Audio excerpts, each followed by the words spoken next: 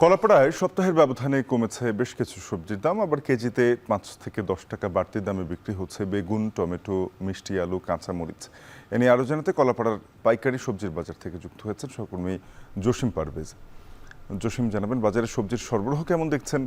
কিছু সবজি বাড়তি দামে বিক্রি হচ্ছে, এর কারণ ব্যবসায়ীরা কি বলছেন?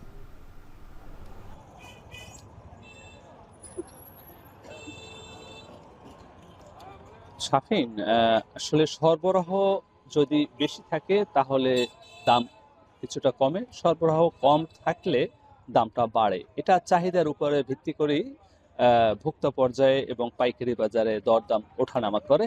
তো আমি এখন দাঁড়িয়ে আছি কলাপাড়া পাইকারি সবজি বাজার। এখানে আজ পটল ৫ টাকা কমে প্রতি কেজি বিক্রি হচ্ছে ৫৫ টাকা, এবং মিনা তরকারি ১০ টাকা প্রতি কেজি কমে বিক্রি হচ্ছে ৪৫ টাকা। ঝিঙা প্রতি কেজি ৫ টাকা কমে ৫৫ টাকা প্রতি কেজি বিক্রি হচ্ছে, এবং মূলা তরকারি সেটি ১০ টাকা প্রতি কেজিতে কমে প্রতি কেজি বিক্রি হচ্ছে ৪০ টাকা। এছাড়া দাম বেড়েছে রেখা তরকারি, সেটি ১০ টাকা প্রতি কেজিতে বেড়ে বিক্রি হচ্ছে ৪০ টাকা। বেগুন ১০ টাকা বেড়ে প্রতি কেজি বিক্রি হচ্ছে ৭০ টাকা।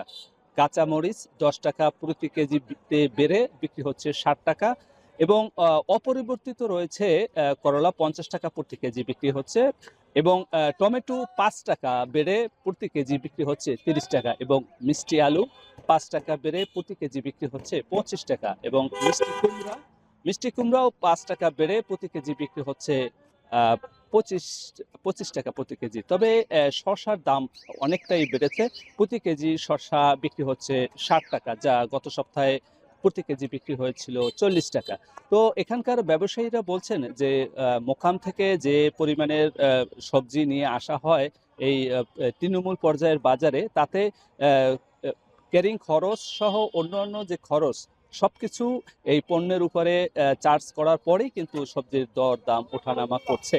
এবং এতে এখানকার যে ব্যবসায়ী রয়েছে এবং তারাও বলছে যে মোকাম থেকে এখানে সবজি নিয়ে আসতে অনেকটাই পচন ধরে যায়, এবং সেই পচনশীল যে পণ্য সেটির দামও কিন্তু যে ভালো যে পণ্য সবজি রয়েছে সে সবজির উপরও সেই দামটা ওঠে।